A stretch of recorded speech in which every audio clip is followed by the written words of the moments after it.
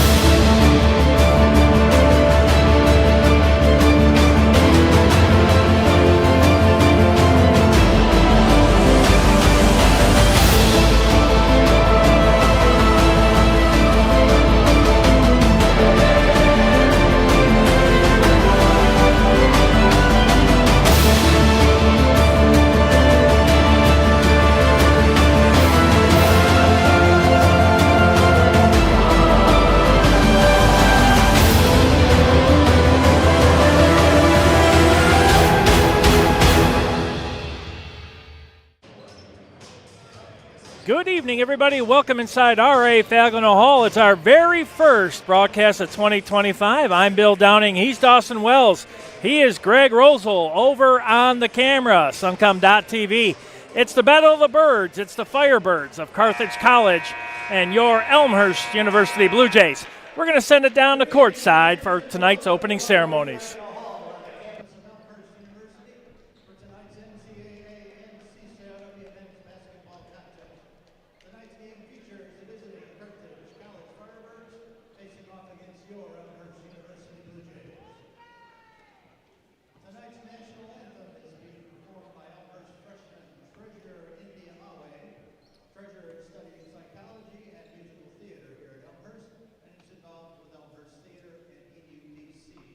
Campus.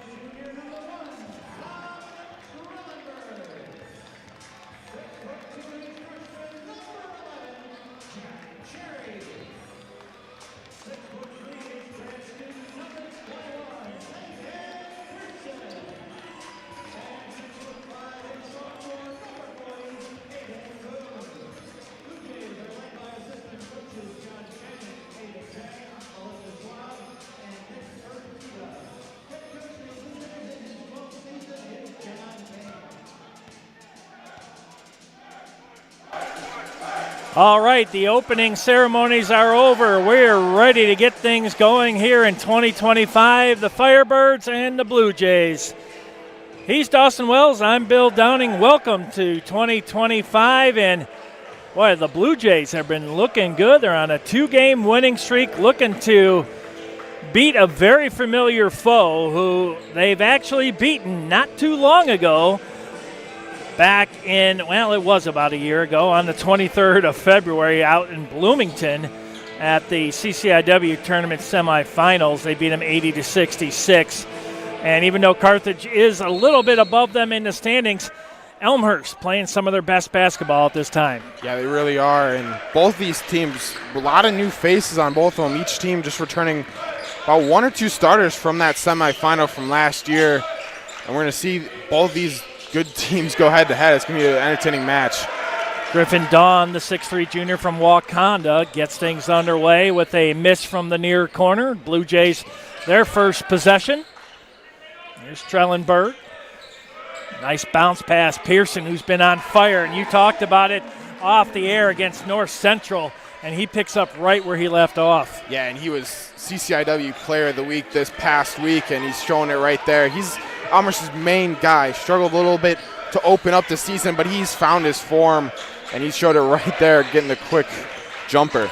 Blue Jays coming in 6-7 overall, 2-2 in the CCIW. Firebirds 8-4 overall, and 2-1 in conference play. And Firebirds 0 for 2 so far. Here's Blahout. There's a long 3 attempt that time by Trellenberg. Strong board by Ryan Johnson, 6'7 sophomore out of Oswego. Big kid. He's going to move in right of the paint, and that one batted away a little bit. I'd say Aiden Boone definitely obstructed that shot. Yeah, that's going to be a key in this game is Elmhurst dominating the paint. They just out-rebounded North Central the other day by, I believe, 20 rebounds. So they need to dominate that paint. It's going to be a lot on Aiden Boone, and when Jaden Malachi comes in, he as well. Here's Cherry for 3, in and out. That was halfway down. Another board that time by Ryan Johnson. Starters for the Blue Jays, Blahout, Trellenberg, Cherry, Pearson, and Boone.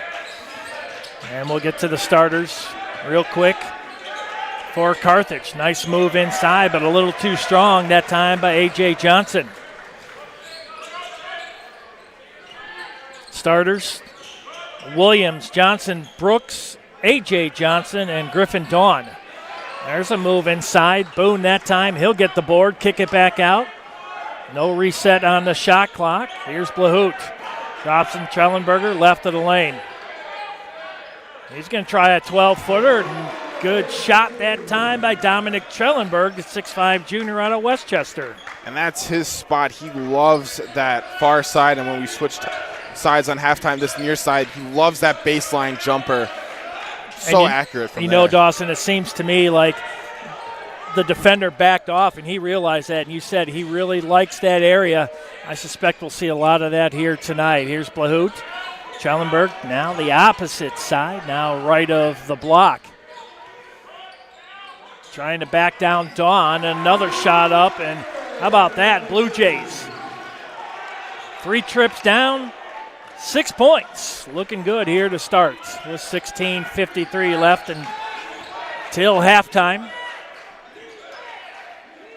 0 for 5 the Firebirds, 3 for 6 for the Blue Jays to start things off.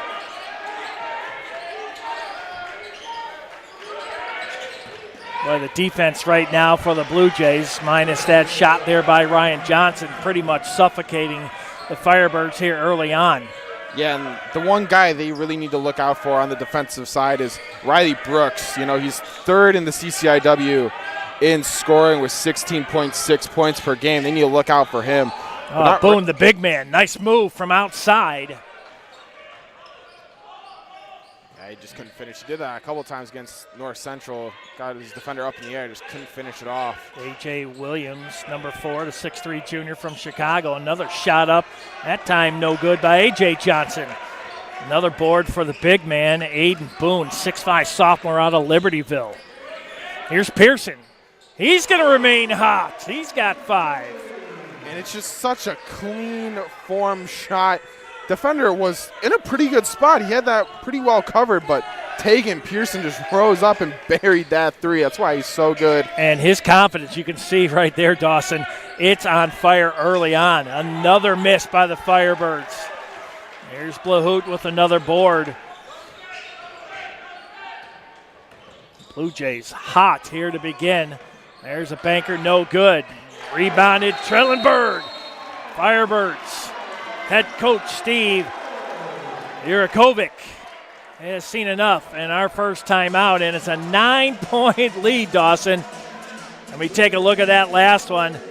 They are just crashing the boards, and you mentioned there's Trellenberg again, his comfort zone, just outside the paint, either way, left or right. He made it look easy. 9-point lead early on. Yeah, that's what makes Trellenberg so good, too.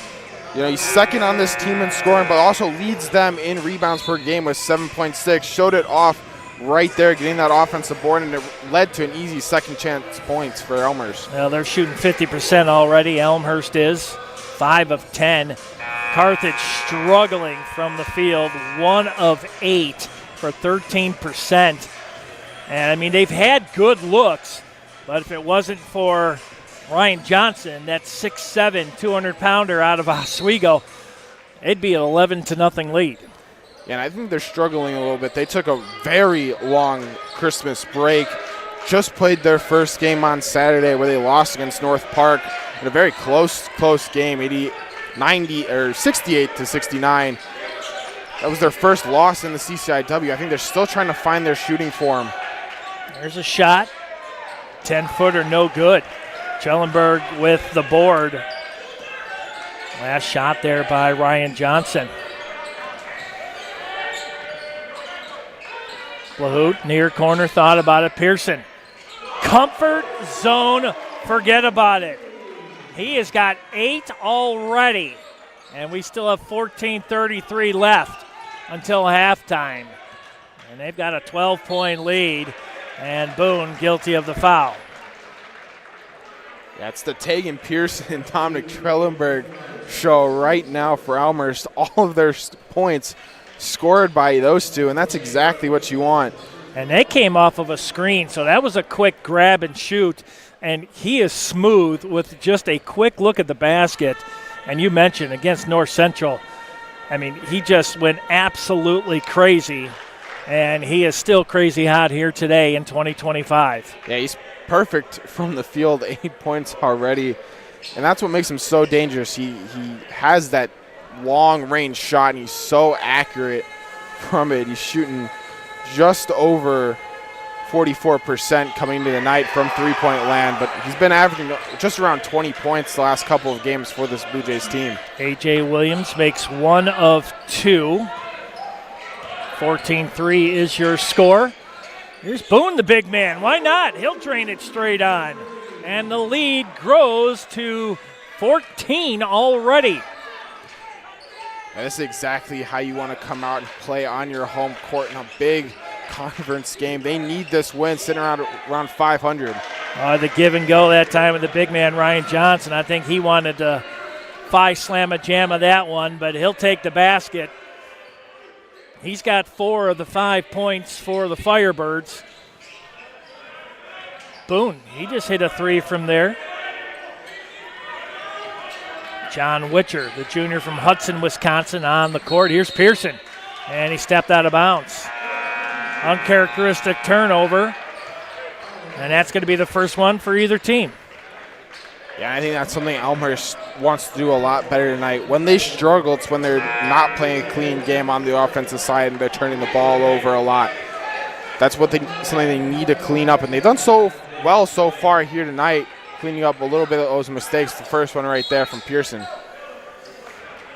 Dylan Engler into the contest. Also, Vinny Ajahong Betta. Every time we call him, and just as I was about to say that, look what he did.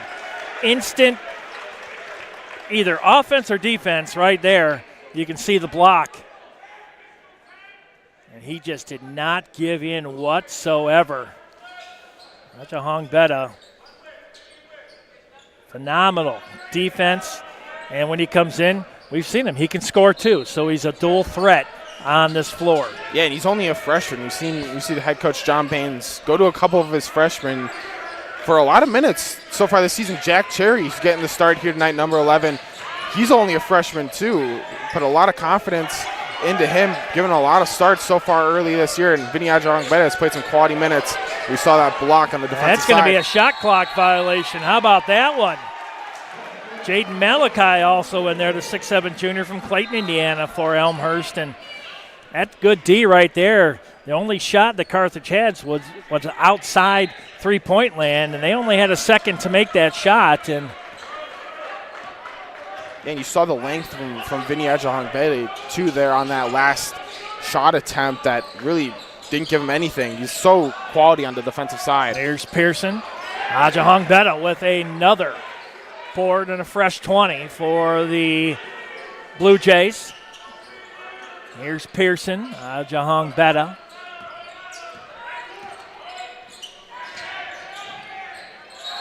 And he'll be guilty of a travel. He knew what he wanted to do. His feet just didn't stop. But you mentioned he's only a freshman, and we've talked to head coach John Baines about that, and he says nothing but praise for that kid, and he's only going to get better as the years go on. And nothing but praise for that kid, and rightfully so. Yeah, he seems to have the right engine, the right mentality. Coming off the bench as a freshman, was one of the better players at his high school. Now he's coming off the bench, playing a key role for this Blue Jays team. Quick move this time by Dawn, right of the lane. Ajarongbeda, good defense, but it still falls. Dawn now with his first points. There's Malachi, gives it up to Engler. Engler, nice spin move into paint, and they're going to call a travel. 10-point lead for the Firebirds, 17-7. Oh, I can see, yep, see a little extra Euro/LeBron step. Yeah. Why do I say that? Because I'm a Michael Jordan fan, that's why. Yeah, just took one extra step, and Elmer's kind of fallen into – they started really hot, kind of falling into a little bit of a slump here. Haven't scored in the last 2 minutes, 15 seconds. In that span, 3 turnovers. So they just need to clean it up a little bit on the offensive side. Looks like a foul on Elmhurst. So no fouls yet on Carthage. Second one for the Blue Jays. Baseline in with 11:47 left here in the first half.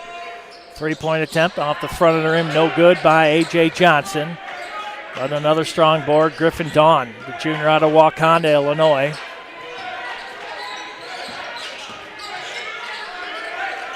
Goes to Payek out there also. Graduate out of Park Ridge, Illinois. Shot in, that's no good. Engler with the board. That was just great defense so far this entire first half, just great defense from the Blue Jays. Ajarongbeda gives a fresh 20 again. Another board for the freshman. Timeout, Blue Jays.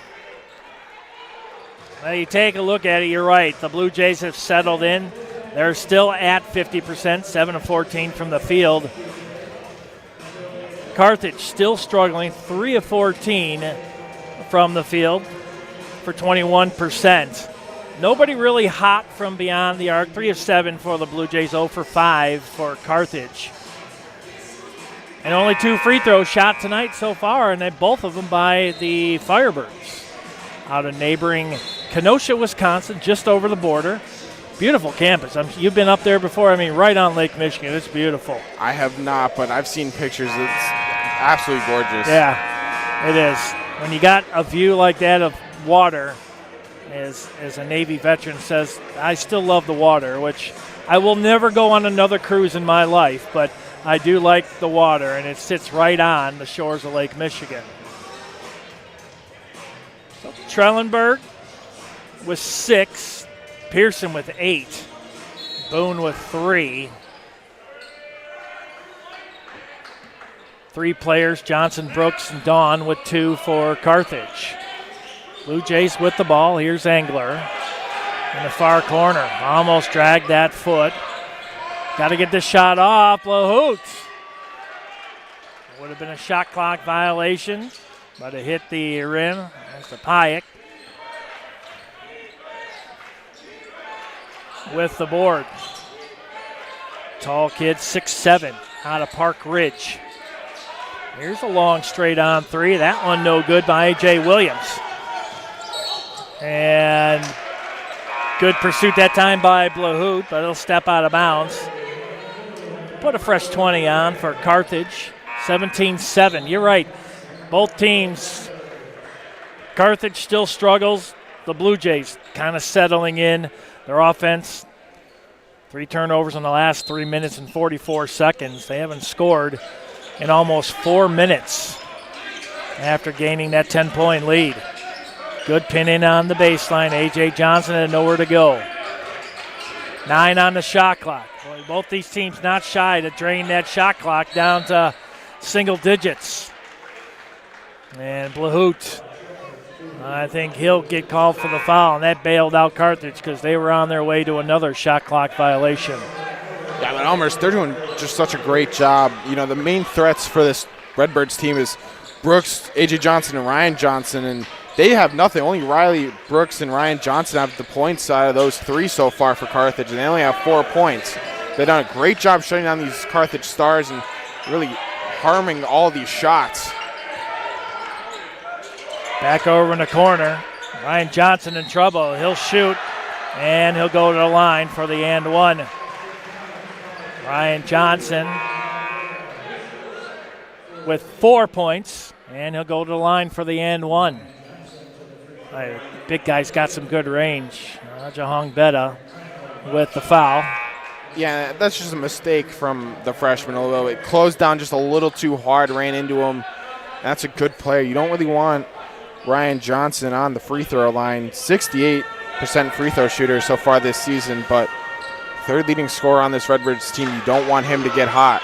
No, you want to kind of get him in a little bit of foul trouble, too, to make him start thinking a little bit on his defensive side, and especially offensive. You can keep him away from the basket, you have a better chance on stopping him. But as you mentioned, that kid is the real deal. Here's Pearson. Bounces in. Blahout. Nice kiss off the glass. Make it 19-10. That was just a great pass by Tegan Pearson. And even better finish by Blahout to beat his man around the corner under the basket and find the hoop.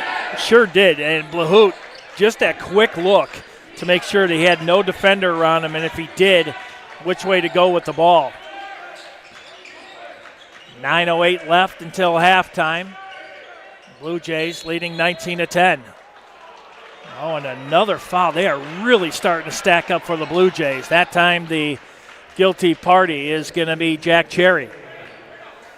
Wow, that's 5 fouls. Carthage yet to even hear a whistle other than the ones against the Blue Jays. Here's Johnson. Quick double team. A.J. Williams going to push it in, left side of the block. One and done, Boone with the board.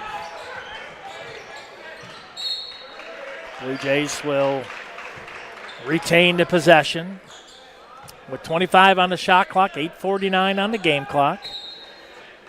My first broadcast here in 2025. Dawson, this is number 2. You saw North Central come in here, and the men's team just could not miss. Yeah, Elmhurst looked very good in that game. And ever since they went to MSOE just before the new year, great shot there by Jack Cherry to get on the board for Elmhurst. But ever since they went to MSOE, I talked to John Baines after that game on Saturday. They just looked a much better team. These players are starting to learn how to play with each other. Tegan Pearson, the only returning starter from last season. All these guys are brand new playing with each other on the floor right now. They're starting to turn it around. We saw it a little bit early in this first half, how good they look. They just need to find that consistency all the way through. Well, as you know, this conference is loaded with really, really good teams. North Park leading the way at 4-0. Number 9, actually number 7, Illinois Wesleyan. How about that three-pointer that time by Dominic Trellenberg, the junior from Westchester, Nazareth High School. Championship U, they call that high school. They don't miss. What a shot there by Trellenberg. Oh, and Boone's going to pick up. That's going to be his second foul. number 6 for the Blue Jays here. 7:39 left, and it's a 14-point lead, 24-10. You know, talking about this conference, Dawson, North Park, 9-4 overall. Illinois Wesleyan ranked nationally at number 7. You got Carthage coming in 3rd, Milligan, North Central, Elmhurst right there in the hunt. Augustana, Wheaton, and Carroll struggling this season, but there's a long 3 that time by Colton Sigel, a senior from Rock Island, Illinois. Head coach John Bain, we were talking to him early in the season back in 2024, and he says, you know, it's the CCIW. You got Illinois Wesleyan on a Wednesday. You've got Carroll coming in on a Saturday, going to Augustana the next week. There's a nice drive by Cherry. There's no nights off, no matter who you are, no matter what the record is. And they're looking to go back to the postseason in the CCIW. Last year's champions in the tournament. Illinois Wesleyan winning the regular season, then losing on their home court. Yeah, but Cherry, nice drive there, Dawson. Yeah, it really was. Set down his man in A.J. Johnson. But this game is so important in that CCIW. You want to get back up into the winning percentage. You're at Elmhurst at 2-2 so far in conference. Carthage at 2-1. You want to hand them that loss, basically give them tied on losses and that head-to-head, you know, as the tiebreaker. This would be a big, big win early on in the season, trying to get, you want that home court advantage. You're not going to get a 1 or maybe even a 2 seed, but you want a 3 or 4 to have that first round home game in the playoffs. This game would mean so much if they're able to win it and have that advantage come to the postseason. A.J. Williams, one and done. Cherry playing some big minutes here for the Blue Jays. Gets another board. Here's Blahoud. How about that? Put the they're going to call an offensive foul. I don't know about that. I just thought he shedded the defender pretty well. We'll see it right here on the replay. Oh, yeah, there was a little bit of an arm in there. Yeah, I got him with that left arm extended just a little bit, but Elmhurst doing a lot better so far last couple of minutes. 3 of their last 3 kind of turning the page a little bit. Up 12 points. You want to keep that advantage over Carthage. They can get hot, but they've struggled early on in 2025. Yeah, they win about 4 minutes, the Blue Jays did, without scoring. Here's a long 3. Well, I tell you got to be careful. Sigel, 6'2", senior from Rock Island, is starting to heat up. And you just mentioned that. You can't let these guys back into it. You've got to keep the foot on the gas. And here's Pearson, who's been cooling off since a quick start. Jahong Betta in the paint, going to go left of the lane. How about that? Nice move by the freshman. Yeah, great move. Used his body and his length just to get around his defender and then get up to the hoop. Difficult to defend. Another shot by Sigel. Wow. He has come to play. That's 5. But last time out, you talk about a rebounding fest for the Blue Jays. 43 against North Central. You talk about cleaning up the glass. They didn't even need Windex. Here's Pearson. How about that? He'll go to the line. I think he's going to get 3. And you don't want to foul Tegan Pearson, especially at the line like they did right there. Great move. We'll see here. Crossover step back. Love it. Beautiful, beautiful move just to get his defender up in the air and right into him. Tegan Pearson, 87.5% free throw percentage coming into tonight. Don't want to send him to the line. A.J. Williams, the 6'3" junior from Chicago, Whitney Young High School. You talk about Simeon, King, Whitney Young, another one of those powerhouses from the Chicago Public League that, man, you just don't want to play those kids. They are so talented. And speaking of Simeon, Derek Rose was recently honored. That was pretty cool. You know, he got to shoot with his kids out on the floor. They had the old retro Simeon jerseys. He actually went to Simeon High School, wore his old school jersey, came out on the court to a standing ovation. I mean, Dawson, you talk about a lineage of great players that came out of Chicago. Jabari Parker. Anthony Davis. Kevin Barnett was here. Garnett was here for a while. Engler with the foul. I mean, the list just goes on. And one whose life was cut short, Ben Wilson, back in the days, a young kid that they said was the next coming of Michael Jordan. He was, unfortunately, life was cut short due to violence. And I tell you, when Simeon went down to the University of Illinois, head coach Lou Henson said, my gosh, I have not seen anybody like that since Michael Jordan. And, I mean, the list goes on and on of great players that come out of Chicago and the Chicagoland area. But, yeah, Derrick Rose getting his night and getting his number put into the rafters amongst the greats of all time. 29-20, closest Carthage has been in quite a while. 9 points as we approach 5 minutes left until halftime. Here's Trellenberg. He's going to try a three from the corner. That one no good. One and done. Riley Brooks, the sophomore out of Ripon, Wisconsin. Dawson, I hope you and Greg and everybody had a great Christmas and a Happy New Year. Yes, we did. It was very nice spending time with family, and holiday season's always busy, but also really nice. Brooks, he'll kick this one out. Here's another three, and he's going to go to the line. That's Colton Sigel again. He is on fire, the 6'2 senior from Rock Island. And here comes Carthage. You talked about it. You've got to keep the foot on the gas, and right now, some fouls by the freshman, Ajahong Betta, have allowed Carthage to creep back into this game. Yeah, that's something you just can't do. You can't let a guy take an open three and then foul him, gives him.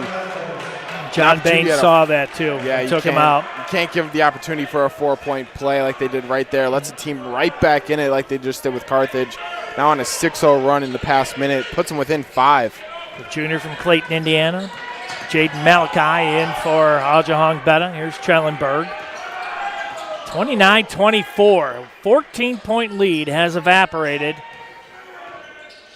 Carthage on a 6-0 run in the last minute or so. Sigel that time with the foul. And they're locking down Dominic Trellenberg, pressuring him on everything. Hasn't really had much opportunity really since the beginning of this first half. Still sitting at about 9 points. Elmhurst needs to get him going. Same with Tegan Pearson here if they want to extend this lead.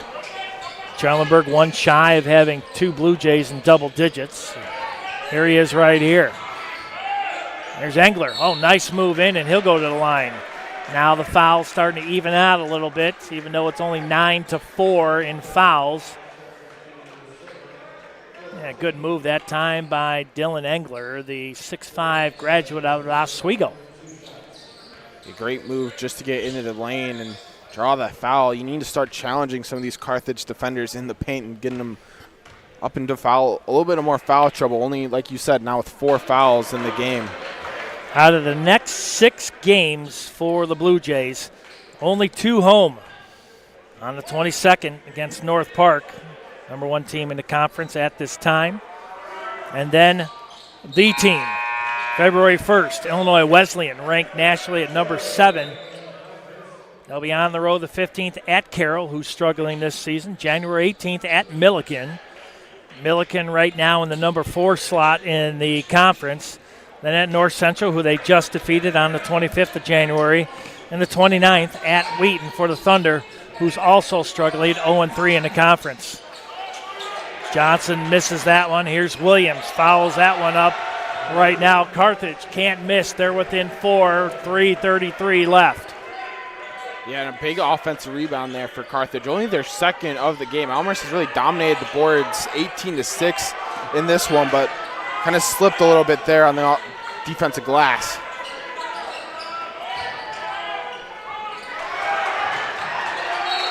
Let's see who they're going to give that one to. They're going to give it back to the Blue Jays with 9 on the shot clock. 3:17 on the game clock. Sigel will have a seat. He'll have a seat with 7 points. Blue Jays, no field goals again. They've had droughts of nearly 4 minutes and now 3 minutes. They need something right here. Here's Witcher. Pearson going to try a long three off the front of the rim. No good. And Johnson again with another rebound. Ryan Johnson, 6'7". They have got a really tall team. 4 kids coming in at 6'7". Here's another three on fire.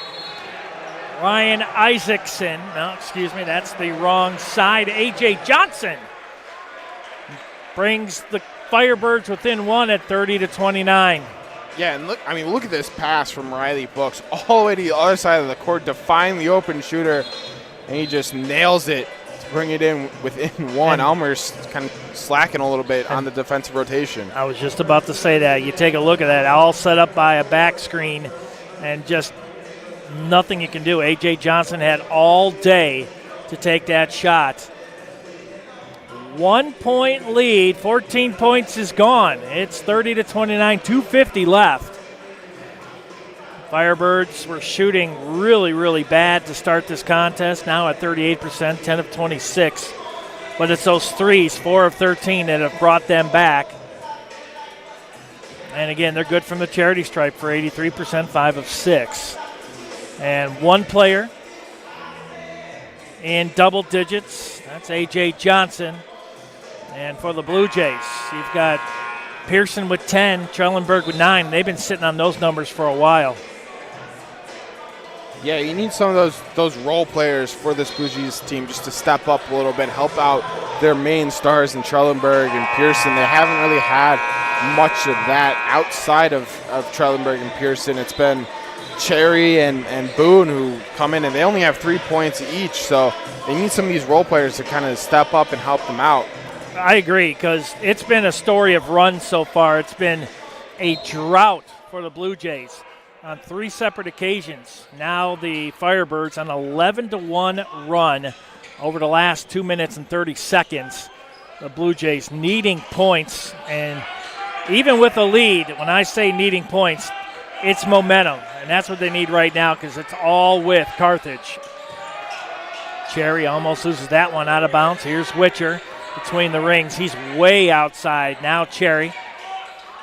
He'll try to navigate through the bigs. Nice kiss off the glass. Great move. Jack Cherry, also a freshman, to just get through that lane and put something up. Was running out of time, but great shot from the young freshman. Used a lot of that shot clock. Another three by Ryan Johnson. It's all tied up, 32 apiece. 120 seconds left here in the first half. We got ourselves an all-new ball game here. Here's Witcher. Trellenberg going to kick it out. Witcher just inside three-point land. That one off the back of the iron, no good. A.J. Williams with the board, and Carthage looking for the lead here in the final minute 35. There's a high arching shot there by Brooks. No good. Johnson with the board. And Malachi guilty of the foul. Yeah, if you're Elmhurst, that's a board you need to come up with. You can't allow Carthage to get this offensive board here. Great defense by Trellenberg, and then good putback attempt by A.J. Johnson, but then Ryan Johnson comes in, draws the foul, and now head to the line. Well, the Blue Jays out-rebounding Carthage 18-10, and on the defensive board 13-6. Points in the paint even at 10 apiece. Bench points 7-3 in favor of Carthage. Second point chance is 6-4 Firebirds. And just like that, with 2 made free throws, now the Blue Jays are in the rearview mirror of Carthage by 2 with a minute 15 left. Oh, I thought maybe they were going to call an offensive foul there on Trellenberg. But we'll take that. A total of 16 total fouls here in the first half between the two teams. Yeah, Elmhurst needs to fight back here. You know, you start off so strong. Now you let that lead go awry. You need to fight back here and get right back into this one. Trellenberg and Pearson haven't found much. You need to get them going too. Yeah, I don't think you need to shoot the three right here. Just a basket to gain a little momentum. Trellenberg in the paint, no good. Johnson with boards, and Carthage looking for their biggest lead of the night. Here's Brooks. Long three, that one no good by A.J. Johnson.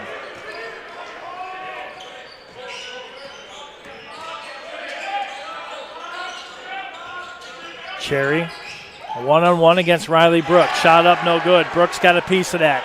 35 seconds left. Carthage kicks it out. Three attempt by A.J. Johnson, no good. And then a couple bodies colliding, and I think that's Cherry that is down, and so is Ryan Johnson. That's Blahoot down for the Blue Jays. Heavy collision after that offensive rebound attempt. Yeah, it came down awkward that time.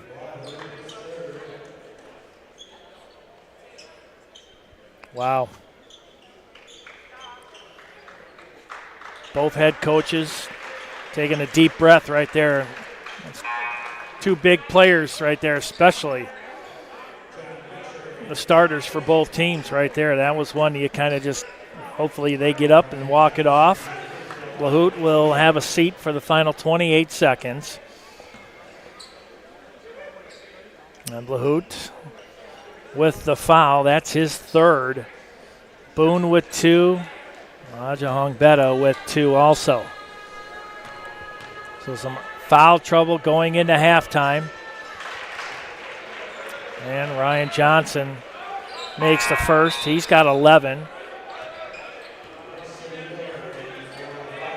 A.J. Johnson also in double digits with 10. Like Carthage has definitely found their groove, Dawson, here. And I would say the first 10 minutes they were struggling, and that timeout really made the difference. And whatever was said in that huddle has sparked a fire underneath Carthage College.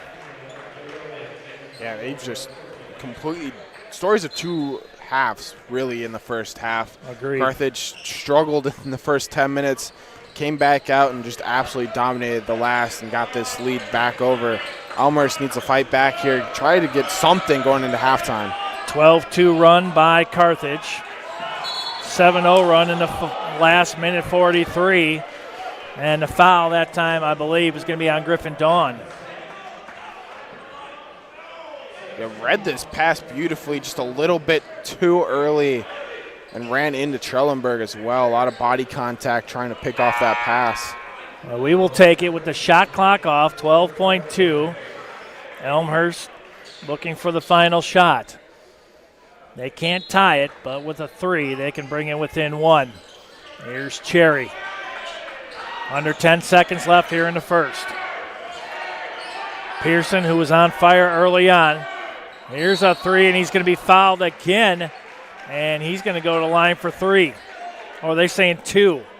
Yeah, it looked like his foot was just on the line there.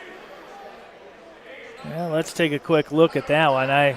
They're talking. Ooh, wow, that's like a three. Yeah, that should be a three. That should be a three, and I think they're going to make the correct call there. Yeah, without a doubt. Yep, that is definitely a three-point attempt. And as you mentioned, you don't want to put Pearson on the line. This kid has ice in his veins from the charity stripe. Pearson with 10 points, 3 of 5 from the field, 2 of 4 from beyond the arc. From the free throw line, 2 of 3 tonight. He's got a board. Wow, looks like they're only going to give him 2 free throws here. Oh, I don't know. Man, I wish they would look at the review, because that was clearly at least a shoe length away from the line. Wow. Ajahong Beta and Engler checking back in.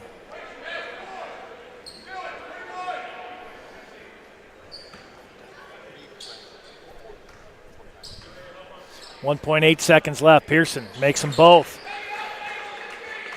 Well, 36-34 on this heave from three quarters. Oh, that would have counted for sure. But let's go back to that three-point shot that was only called a 2. If you take a look at it right there, I mean, there are 2 rings there, but that one was clearly outside three-point land, at least a half of a foot. But, hey, that's why we're up here, Dawson, and they're down there. Well, as you mentioned, a tale of 2 different halves. 36-34 Carthage. They were down by as many as 14. They roar back with a 2-point lead here at halftime. Yeah, it came all the way back, and it's going to be a great second half with Carthage up 2. Elmhurst got to fight back. They need to find something to go off of. They dominated the rebounds early, kind of shrunken a little bit now. Elmhurst winning that category 19-13. Elmhurst still shooting at 48%. They've done a great job. Now we're going to send it down to the court here at R.A. Falcon Hall. It's time for the Elmhurst University Blue Jay cheerleaders. Enjoy the halftime show.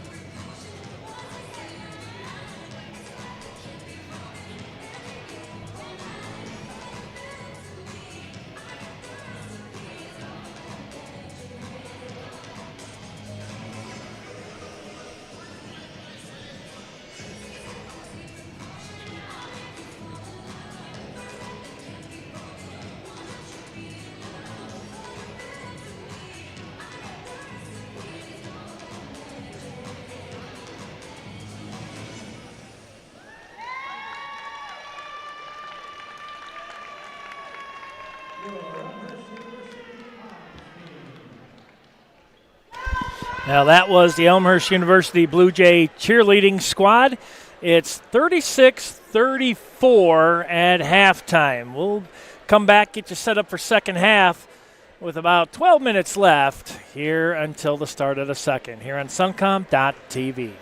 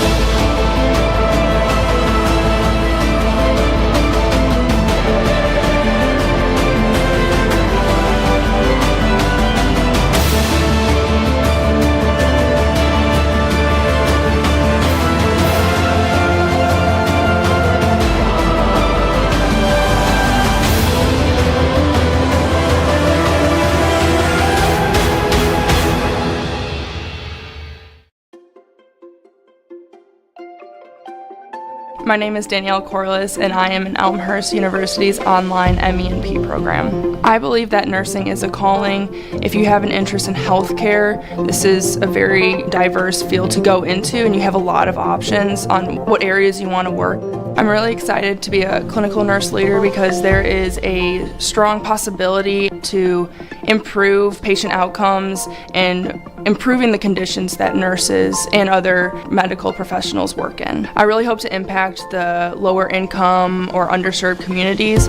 Coming from Kentucky, where I was an EMT, and then even in my clinicals here in the Chicagoland area, there are a lot of underserved communities and they don't have access to the proper health resources. And I feel like focusing on those lower income, underserved communities can really help the healthcare system in general, but can also improve the overall health in these populations. My favorite part of this program has definitely been the clinicals. So my big aha moment during this program was during my critical care rotation. I was at a Trauma 1 center in Chicagoland area, which was a very great experience. And working in the ICU and in the ED, that's when I really knew this is what I wanted to do. Listening to my classmates and my friends talk about their experiences in clinical has been a really exciting experience, just to hear that they're doing well and that they're having the experience that we all hoped for, and that we're able to put the knowledge that we've learned in class into the actual setting and into the real world with real patients. It's very exciting because we're almost at the finish line. It's a very proud moment for us.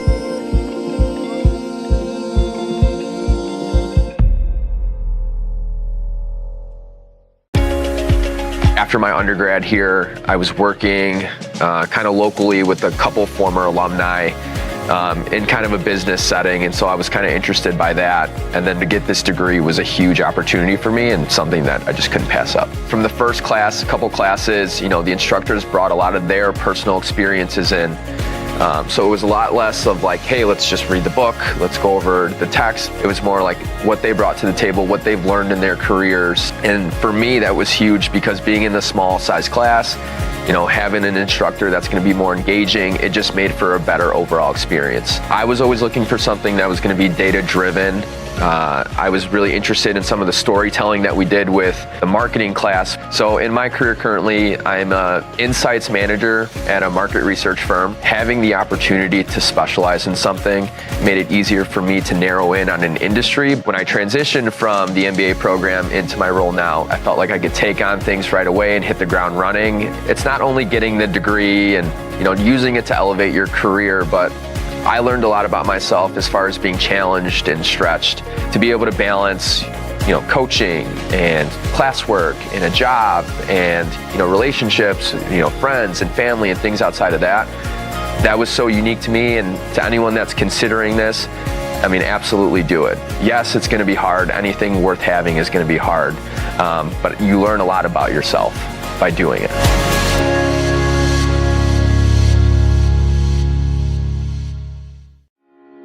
When I graduated in 2020 with my undergrad, I knew I wanted to continue my education. It was a natural choice to come back to Elmhurst. I had grown to know and love the faculty, the students, the environment, the curriculum, the flexibility behind the MBA program. Since I didn't really have a specialization, I took that time to take entrepreneurial classes, marketing classes, to see which path I really wanted to take. And in doing so, that allowed me to kind of figure out what I wanted to do afterwards. An exciting thing that the MBA has enabled me to do, I have two different perspectives, one of my own obviously, but also from my profession. I do talent acquisition, so I'm able to review resumes and applications of people who have and do not have master's degrees or MBAs, so I know the real life implications of having an MBA. For myself, it just allowed me the opportunity to take that extra step in my education and help to understand which direction I wanted to go. If you're looking for an opportunity to connect with others, to build networks,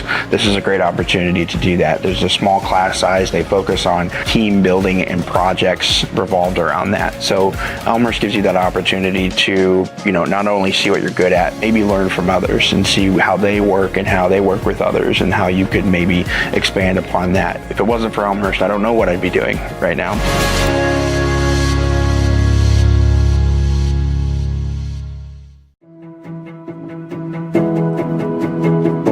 My name is Ricky Franks. I'm a part of the Accelerated Master's Entry Nursing Program here at Elmhurst University. What drove me to choose Elmhurst is the flexibility of the program. With this accelerated program, you're allowed to start right after your bachelor's degree in any other field that you've been in. So after this, we'll have our MSNs, and then after that, if you want to pursue your career more and become a doctorate or a nurse practitioner, then you can just get your certificate. The best part that stands out to me of this program is just the relationships that I built over the time that I've been here and the opportunities and experiences I've had through clinicals. We've had all of the clinicals, so we have pediatrics, OB. It really just opens up the opportunity to experience. During those clinicals, you're able to really practice the skills that you're learning and just really facilitate that compassion to your patients. It really just made me decide that I really wanted to go into mental health. It really solidified that decision. Now I have been accepted to a post-certificate program for mental health, and I want to be a nurse practitioner after that, which is just underneath a year. I really want to advocate for patients, people who don't really have voices in those vulnerable populations. I really just want to make sure that they're heard and that they're cared for in the way that they should be.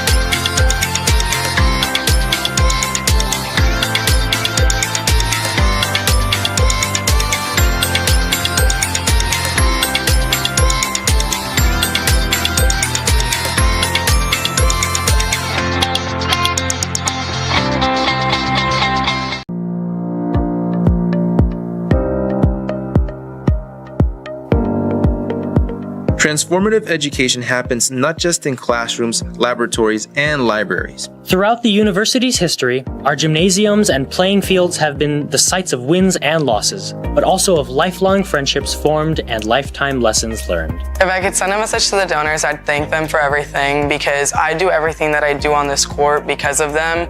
I'm able to use these facilities to the best of my ability, and I'm able to do well in sports and academics because of them.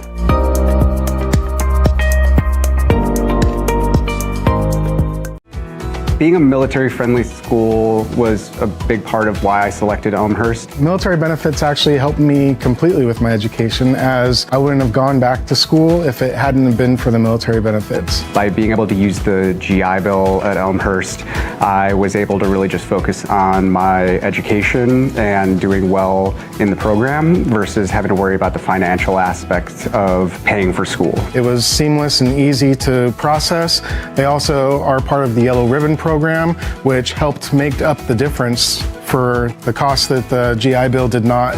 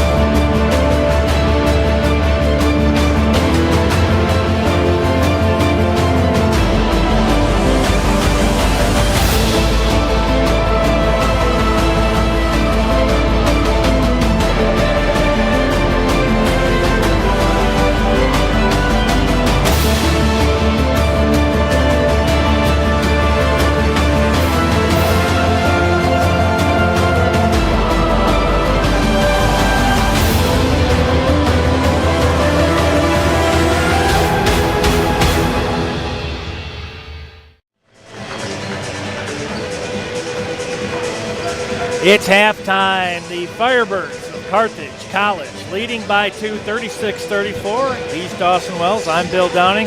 That's Greg Rosel over on the camera, running the show, the director-producer, Suncom.tv. You can also watch us on Elmhurst University's athletics YouTube page.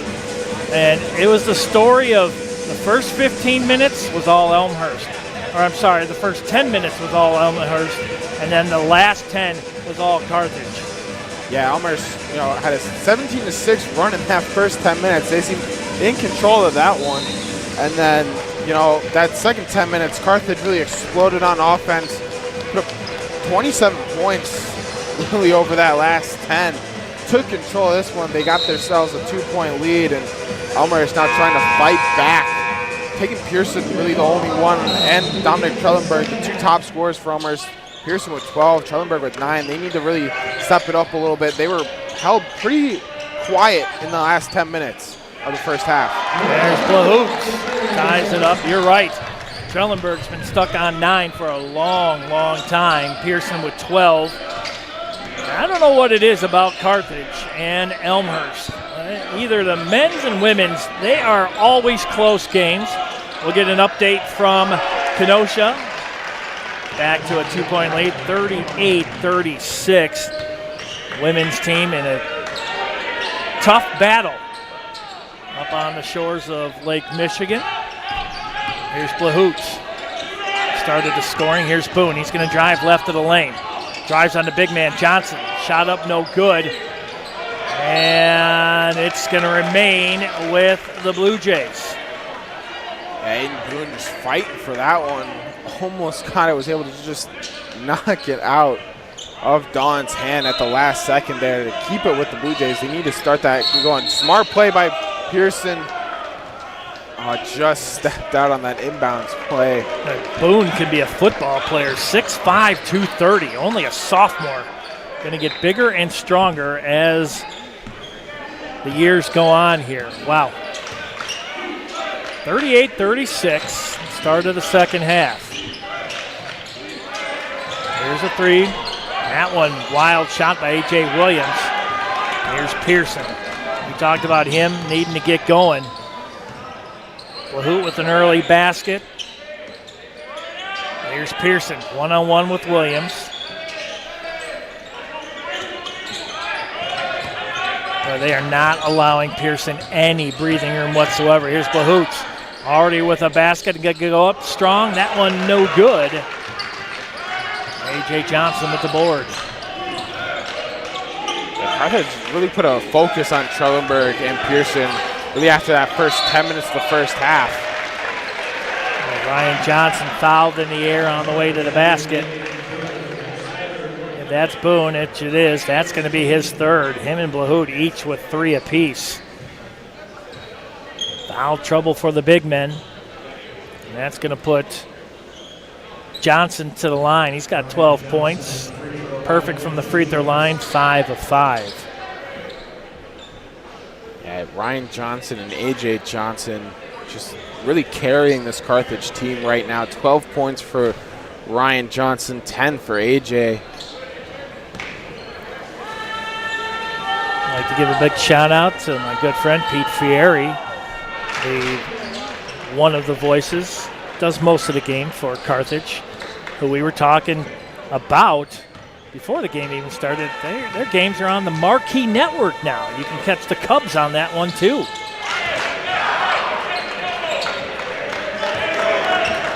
And unfortunately, they were playing North Park that night. Here's Pearson. Boy, Williams draped all over him. Pearson with 12, looking for 14. That one's too strong. And a board there by Dawn. By Carthage. Oh, swatted out of there by Boone. Take that one. Return to sender. Now Pearson. He wanted to try to light it up from 3. Blahoots. That one off the front of the rim, no good. Good boxing out by the Firebirds. Remains a 4-point lead, 40-36. Boy, and that shot, I don't know, Dawson, there was no Blue Jays underneath that basket. Here's another 3, and forget about it. Wow, Griffin gone on fire. And it's a 7-point lead at 43-36. And Carthage remains hot coming out of the halftime break. Head coach John Baines saw enough. That perimeter shooting right now for Carthage remains hot. As I mentioned, the first 10 minutes of the first half, all Blue Jays. From that point on, it's been all Carthage. Yeah, I mean, these teams, Elmhurst is shooting a lot better than Carthage is. They've hit the same amount of field goals. Carthage has just hit 2 more shots from 3 and 5 more free throws. That's really been the difference so far in this one. Elmhurst just hasn't been able to get to the line. They also haven't had anything points off turnover-wise. They have 0 points off turnovers. They've only caused 1 Carthage turnover. Carthage has done a great job when they have the ball, and they haven't really been able to get up good shots against this Elmhurst defense unless it's from 3 these last couple of minutes. They've kept care of the ball, too. They're keeping control of it. That's really been the difference in this one, giving Carthage a pretty good sizable lead after Elmhurst came out swinging hot. Firebirds on a 7-0 run in the last 2 minutes and 5 seconds. Then going with the Blue Jays, they're on an 0 for their last 4, scoring drought of 225. You can kind of see how the pendulum swings here early on in the second half. And I'm pretty sure the message head coach John Baines was get a good shot, box out. We need to get back in control of the boards. Even though they lead total rebounds 21-16, that one swatted away. Here's Johnson from outside. He thought about it. Now Ryan Johnson.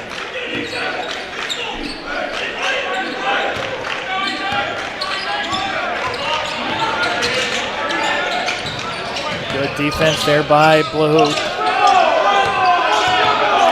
6 seconds.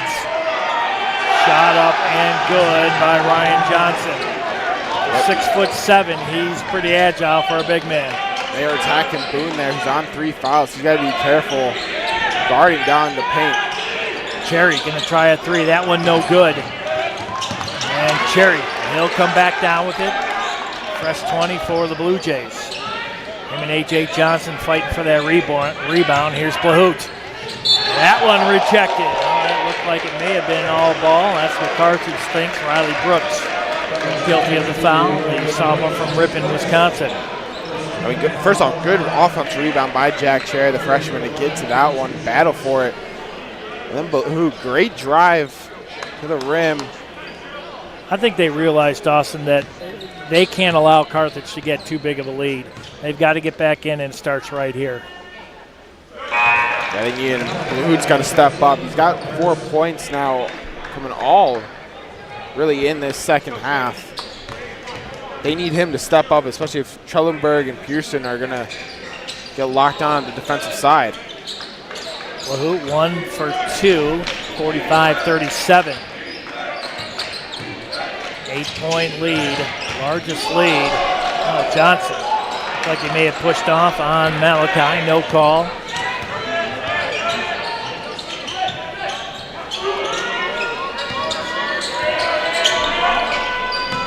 Blue Jays need points, and they need them right here.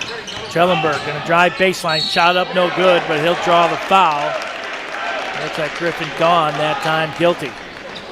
Yeah, if you're Elmhurst, you got to start drawing Carthage fouls. That's how you're going to help come back and get back into this one, is these free points. That's why they call it the free throw line. It's free points. You need to start hitting them too. Elmhurst only shooting 64% tonight from the free throw line. Trellenberg in the double digits now. That was his first free throw.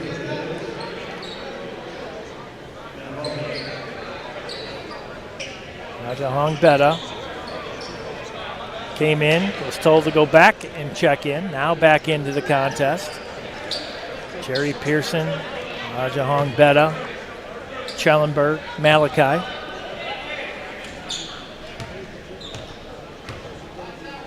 Two Blue Jays in double digits, makes them both. Trellenberg now with 11, Pearson with 12. Yeah, if you're Elmhurst, you need Trellenberg and Pearson to start carrying your team back in this one. You're down 6. Those two have really gone quiet. You need them to start getting up back in the scoring column. Oh, that looked like good D right there. They were able to push the drive far enough underneath the basket. You'll see it right here.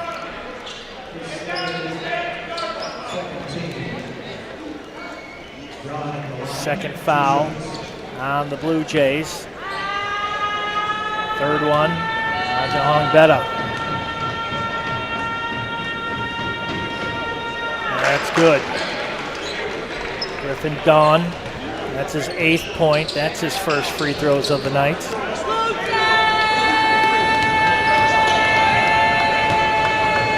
Ryan Johnson right now, 3 boards away from a double-double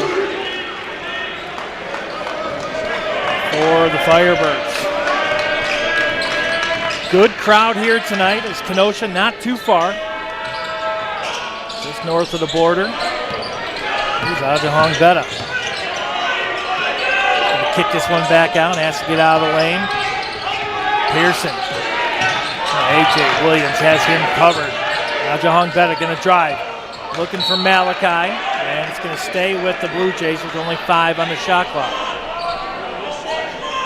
And Pearson just no space really once he gets the ball. Carthage is doing a great job just locking him down ever since he got really up to 12 points risking in the first half. Malachi, here's Pearson for the corner for 3. That one wild shot, no good. Dawn with the board for Carthage. Boy, right now the Blue Jays just some uncomfortable shots. They have got to find a groove here in the final just under 15 minutes. Quick hands, Ajahong Beta. He's been really active, and he'll get it back. And steps out of bounds. Well, you got to give him an A+ for effort. He is all over this court here tonight. Yeah, that was a great steal on the one end, taking it all the way down the floor. Just kind of wish he let up and passed that one off after he got down into the corner, lost his handle a little bit. Carthage will take a timeout, 14:44 left. 47-39, you know,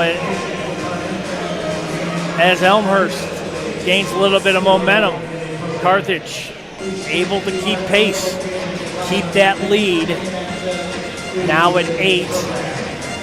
I mean, a 14-point lead by Elmhurst in the first half, now trailing by 8. You can just see Carthage has been on fire since about the 10, maybe 12-minute mark of the first half. Yeah, and Elmhurst 0 for their last 7, and they're still only within 8 points. They just need to start shooting the ball just a little bit better, and they're right back in this one. No field goals in the last 5 minutes and 7 seconds. Only scoring coming from the free throw line. And Carthage, after starting off really slow here tonight, really gained their groove. It's going to be up to Elmhurst to try to bottle some momentum here and get back into this game. Pearson's going to be called for the foul. That's his first, team's third. I don't know about that. Maybe a little bit on the reach in, but not much. 14:34 left. And Malachi, hey, there's an offensive foul on A.J. Johnson. Definitely use that arm to clear out. Malachi doing exactly what you have to do on defense. Just stay rigid, follow the man with the ball, and enough, Johnson saw enough to where he had to use that arm to create a little separation. Yeah, it looked like he also locked around the back of Malachi too, so good call. There's Cherry. Cherry kicks it out. Malachi trapped underneath the basket. First shot up, no good. Malachi fighting for it. And Ryan Johnson with another board. He's got 8 tonight. Big screen set up by Ryan Johnson on Pearson. A.J. Williams with the ball. Finds Johnson baseline. Picked up by Trellenberg. A.J. Williams for 3. Wow. Junior from Whitney Young High School in Chicago. Yeah, makes it an 11-point lead. Just a late rotation there. Almost playing a little bit of a zone. It's a late rotation at the top of the key, an easy three-footer for Carthage. Blue Jays at 38%. Field goal shooting, 39 for Carthage. Blue Jays 0 for their last 8. Here's Cherry with 7 on the shot clock. Shot up no good, but he's fouled. And it looks like that's going to be A.J. Johnson with the foul, and that's going to be his second. This Carthage defense has played outstanding so far here in the second half. Have only allowed 1 field goal from Elmhurst in that game in the first minute. Elmhurst 0 for their last 8. Just can't get anything going. They've gotten a couple free throws. It's been their only scoring here in this really second and that's half. what you need. Yeah, I mean, right now, if that's what's falling for you, you've got to get it done, but you're going to need some defensive stops. 10-point lead, 50-40, 13-16 left here in the first meeting of 2 against Carthage. Next one will take place up in Kenosha, and that's going to be on February 19th, the second to last regular season game. We'll be home on the 22nd against Carroll. Witcher will be called for the foul. Junior from Hudson, Wisconsin. And right now they're calling everything. So is forcing the Blue Jays now to lessen the aggression as far as your defense. And you can see it right there. They didn't want to commit another foul and gone with the basket. Jahong Betta.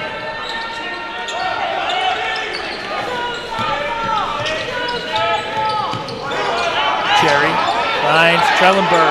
Nice cut to the basket. Good view there by Cherry. And hopefully that gets Trellenberg going. You need him and Pearson to step up. Pearson still only had 12 points.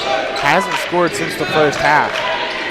Trellenberg with 13, but they still trail 52-43. Carthage not shying away from the three-point shot. Jahong Betta with the board. This is where Elmhurst needs to make a push. Boone. Schellenberg. Now Boone, corner for 3. That one didn't go off the hand very well. Witcher with the board. Fresh 20. Jahong Betta. Oh, nice behind the back dribble. Now Boone. He's going to try another 3 from the corner. That had good rotation that time, but didn't fall. Pyatt, that time with the board for the Firebirds.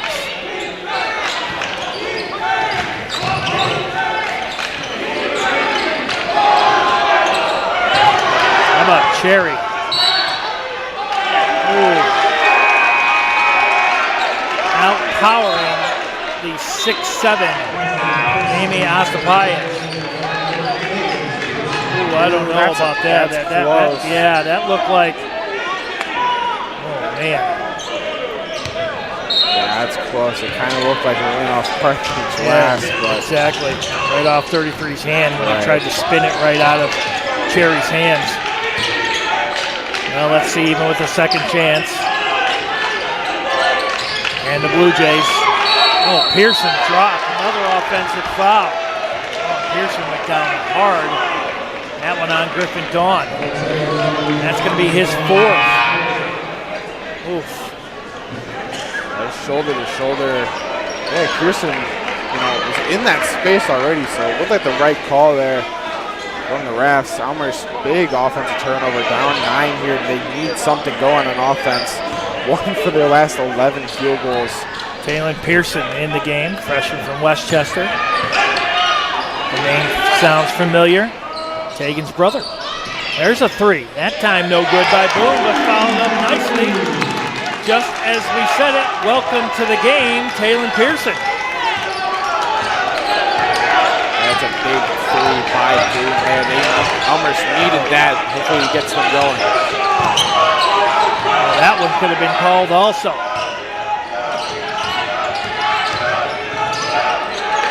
Ziegler, nice pass out to the point, and Boone will come down with it. Last 3 there by Riley Books. How about that? Cherry to the basket and 1, and here comes the Blue Jays. That was all started by Aiden Boone there on the outside. Gets the rebound right here. Driving upfield, sees Cherry, great bounce pass. And then the finish from the freshman. A lot of times, Dawson, you'll see somebody, they totally forget about the bounce pass, but that one was perfect. A lot of times you see a line drive pass, try to fit it in where you can't get a pass. That one, they don't expect that to happen. And Cherry in stride, coming up with the and one, and just like that, it's down to a 4-point lead. And now Elmhurst on a 7-0 run the last 2 minutes and 9 seconds. Yeah, that's exactly what they needed. You know, they were 1 for their last 11, down 10 points. Huge change of events for Elmhurst, and that's what they can do. They can go on these long runs of scoring, but also not scoring. We've seen it multiple times this game where they look like they can't miss, and then there's other times where they just can't find anything going. You hope these last 10 minutes here of this contest, they get something going here with this 7-0 run and make this a contest. You know, they're only down 4. Hopefully Cherry can hit this free throw, gets into a 1-possession game. Well, it's been a game of runs. The Blue Jays starting to turn the tide here. They were struggling from the field to start the second half. Lahoot right out of the gate with a basket. Carthage pulled away, but now it's the Blue Jays on a 7-0 run, and with the and one coming up for the freshman from Carmel or Carmel, Indiana. I'm not sure how they say it, but I do like Carmel. Garin Catholic, a powerhouse in the state of Indiana. When you talk basketball right now, Cherry misses it, but Boone with the board. Talk about seizing Uncle Mo. That's momentum. Boone gonna try a 3. How about that one? One of the last couple of minutes for him. Started that run for Jack Cherry and then hits another 3 here in this second half. He's up to 6 points in the second half for Elmhurst. We may have a bloody nose right now. It looks like it's Ryan Johnson being checked out by the athletic trainers. He's going to have to come out. But that one right there, you do not want to see him out of the contest. There's 3 Firebirds with double digits. Johnson 16. A.J. Johnson with 10 and Dawn with 11. We may see the old toilet paper in the schnoz here pretty quick, so you want to get him back in the game for sure. Nice move. Williams for 3, in and out, no good. Pearson fighting for it. Sigel can't get it, but Cherry does. Here come the Blue Jays. Slowing it down. Pearson! Yes! Downtown Elmhurst. Pearson now with 15. And just like that, the Blue Jays are in the lead car by 2. And that one no good. And Cherry with another board. Now it's the Firebirds. Cold from the floor. And the Blue Jays come roaring back now with a 2-point lead with 9:10 left to go. Aja Hongbeta, left of the lane. Nice spin move. Count it. The freshman with some big points.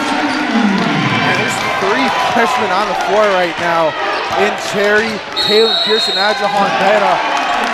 Big timeout from Carthage trying to stop this 13-0 run.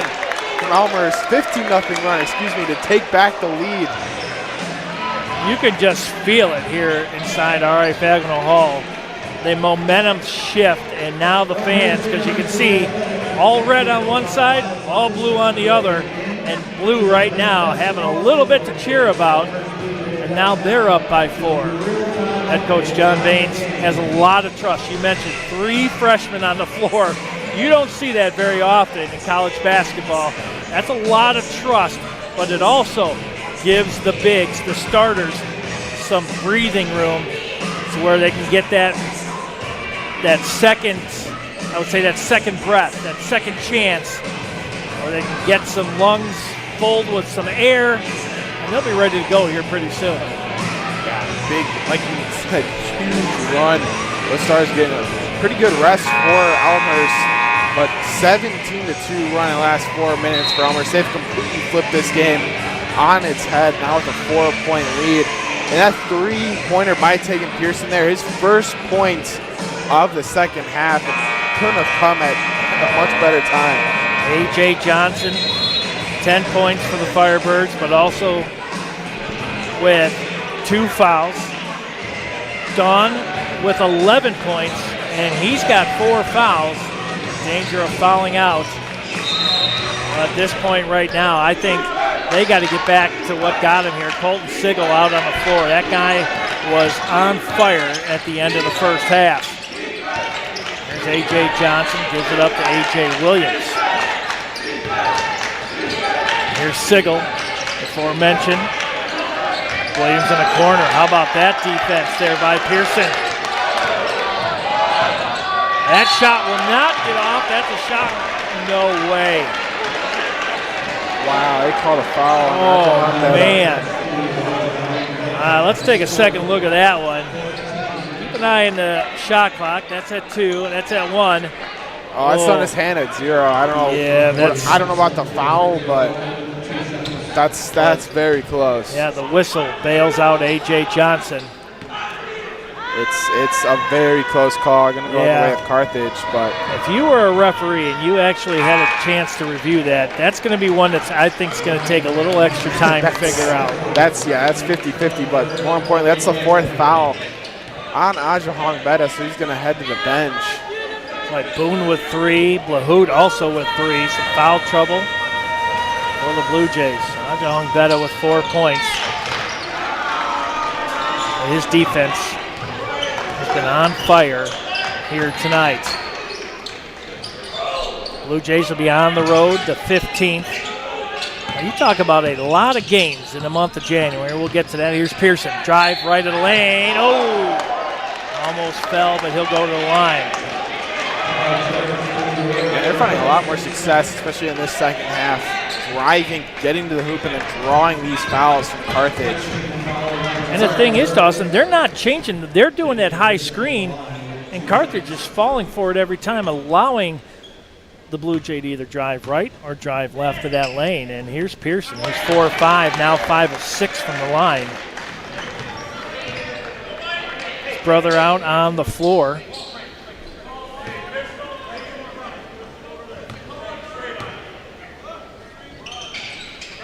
Boone playing some big defense against Ryan Johnson for Carthage. Carthage College. Doesn't matter what the records are. These two teams get together. It's an entertaining contest either way. Here's Sigel between the rings. Kicks in the corner. Williams for 3. That one wild shot, no good. Boone with the board. Tegan Pearson slows it down, finds Cherry. Jalen Pearson, he's going to try 3. So my brother can do it. Why can't I? Trellenberg with the board, and he'll go to the line. Second chance. There's the Trellenberg, fighting for rebounds, both on the offense and defensive side. Here's an offensive one, able to get it up and then draw the foul. That's a big rebound for the Blue Jays. Trying to extend this lead. That, absolutely. Coming in at 6'5". He ranged well over 10 feet to get that one. He'll miss the first.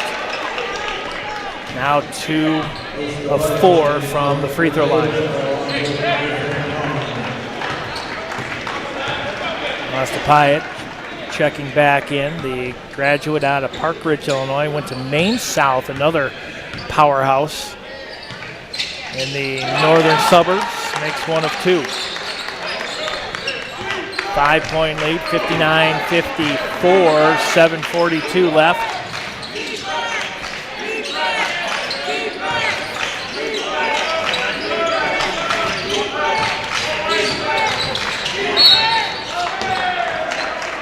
I thought maybe he stepped out of bounds.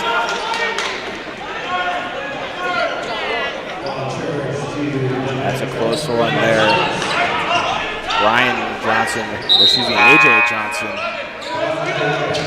just drawing the foul on that baseline drive.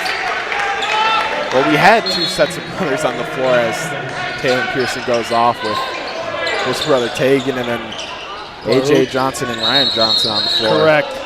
Well, we got a whistle away. Is that another offensive foul? It is. Just like it.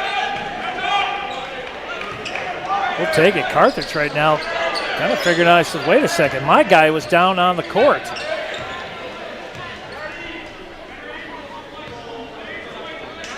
Not sure who that foul was on. I don't see anything up on the board right there. Oh, they're just saying that's just a turnover then. Blahoud, how about that try? Great look by Blahoud just to get around the corner and found the open lane for the easy lay-in. He's got 7, more importantly, 61-54. Another stop right here would be huge. Here's Dawn. He's got 4 fouls, got to be careful. Mr. Pyatt kicks it out, Dawn for 3. In and out. That one was halfway down the cylinder. Schellenberg gets it out to Blahoud. Blahoud started the second half with a basket, had the last basket. A 20-2 run for the Blue Jays over the last 6 minutes. Schellenberg, hook shot, oh, no good. Great idea right there as he outpositioned his opponent. A.J. Johnson with the board and Pearson with the foul. I think, Dawson, it's going to come down to free throws here. If Carthage can keep it close, with as many fouls as we have, both teams in the bonus, it's going to come out to basically some backyard basketball. How many free throws have you practiced lately? Yeah. I mean, you call them free throws, but in a clutch situation like this, it has got to be very difficult to kind of put the crowd out of the way and for you to focus on that basket and put that ball in that basket. Really no pressure. Yeah, it really, there's a lot None of at all. pressure. It's a lot of pressure, especially in clutch moments. You know, some of the very best in the NBA, one that I recall, John Stockton with the Utah Jazz. That guy, it didn't matter if you had 50,000 standing up. You can forget about it. He went to the line, he wasn't missing. 61-56, 6:10 left. Here's Boone. He's going to try a step-back 3. No good. Blahoud with the board, and he's going to go to the line. These guards, these smaller guards for Elmhurst, they're just fighting on the offensive glass right now here in the second half. It reminds me, Dawson, of like you're playing your final game here. That's what they're playing it like right now. That could be the final play. But as you mentioned, these smaller guards are just taking it to the big of Carthage right now. Blahoud with another basket. He's got 8. He's 2 of 3 from the free throw line. Look at Cherry, Schellenberg, 28, 29 minutes. Pearson with 30. And Cherry with 8 rebounds. Schellenberg with 6. Now 7 right there with that one. Even though they have missed 1 of 2. Here's Cherry for 3. No good. Oh, boom. Almost had it. Ryan Johnson comes down with it. Johnson now 1 board away from a double-double for the Firebirds. There's a 3, a nice step back. That's going to fall in for A.J. Johnson. And he's got 17 points. Yikes. And we know these guys can hit threes.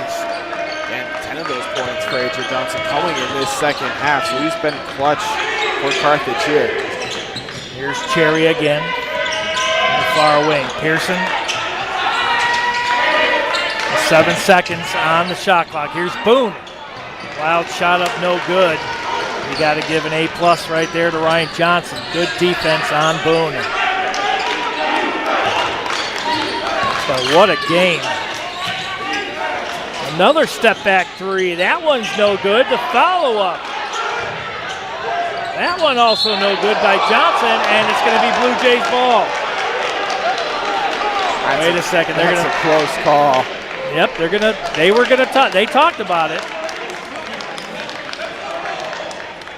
Oh, I think that's a good call. Well, that's close. I don't know if his foot stepped on the line there before he tapped it in the boom. Right. I didn't see that close. Yes, good call.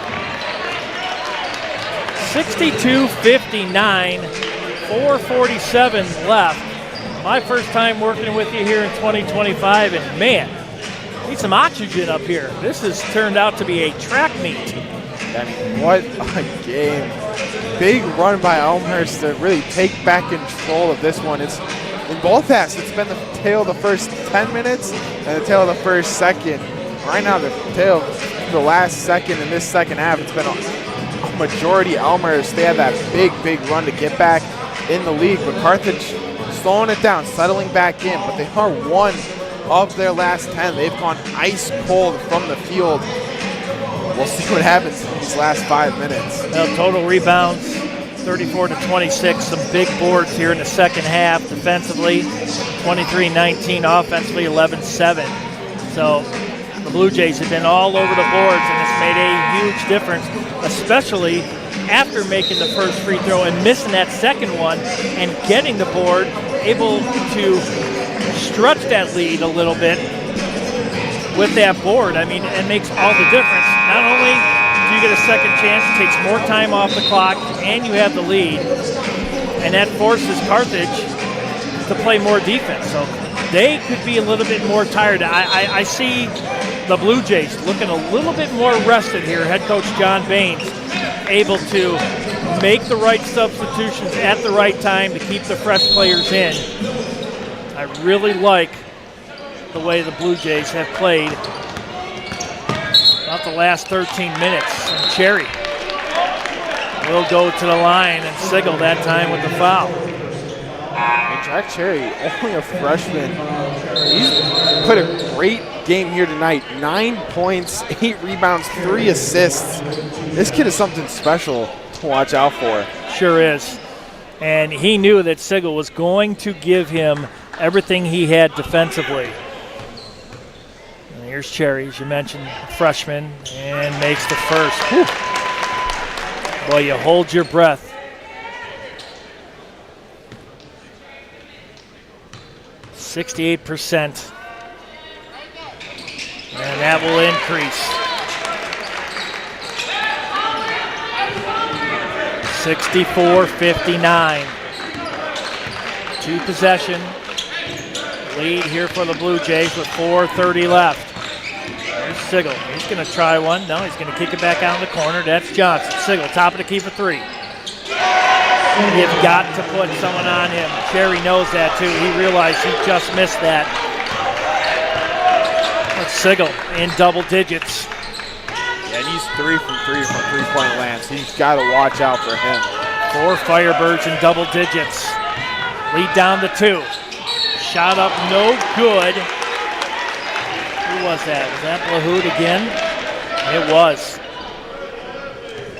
He's looking to get into double digits to make it 4 Blue Jays also. Lahoud going to the line. He's 2 for 4. He's got 8 points. Well, that was some hard contact. You see Lahoud right now trying to shake that one off. I mean, no easy baskets, Dawson. It's plain and simple. There's not going to be. They know they're in the bonus. Not really in any foul trouble. Sigel with 4 and Dawn with 4, but you got Williams and Johnson with 3 fouls too. If you can get them one more foul, they're going to have to pull their defense a little bit more. They're going to have to be really careful. And Johnson with another board. And now he's official with 16 points, 10 boards. A double-double. There's another 3. Sigel misses that one. Pearson with the board. But man, Dawson, he had another good look right there. Yeah, he really did. And it makes sense why his number is 3. It seems like he's only shooting 3-pointers here tonight. Every possession critical. 65-62. 3:30 left. 10 on the shot clock. Trellenberg. He'll get it back. Boone with it with 5. He's going to drive to the basket. Count it! What a move by Aiden Boone. His big frame.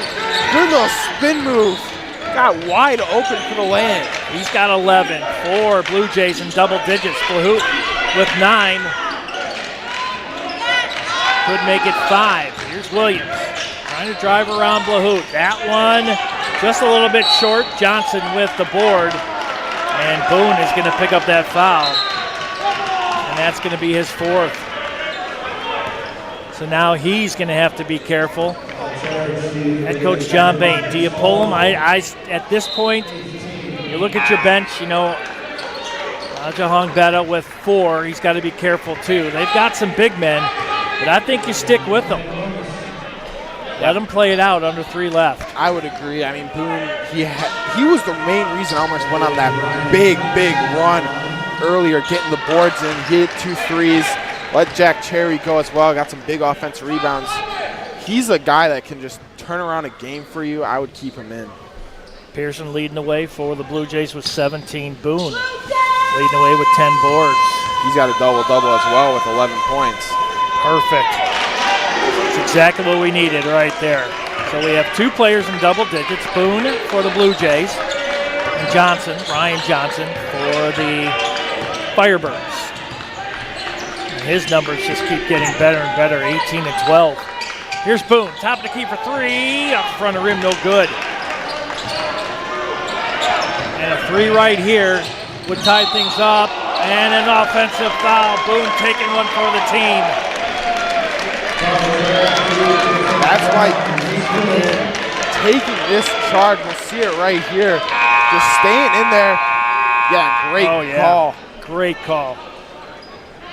Standing his ground.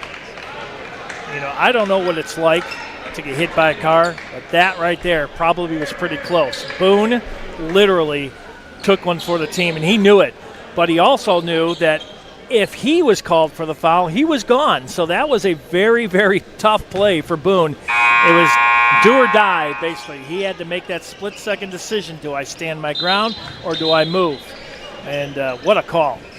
Yeah, it's a risky play. Sure is. He got over and got his feet set right in time to draw that charge. That's a big offensive foul on Carthage. They're down 3. They need possessions. Elmhurst, it's a big possession for them, especially on the offensive side. You need to come down. You need to get up a good shot and get some points here. Well, the Blue Jays shooting 69% from the free throw line, 95% for Carthage. They're 19 of 20. So if it comes down to free throws, if you're a numbers person, unlike me, here's Trellenberg for 3, no good. A.J. Johnson. This crowd is ready to explode. A good look that time by Trellenberg. 2 minutes and 8 seconds left. A 3-point lead, 67-64. A.J. Williams. Here's Ryan Johnson up.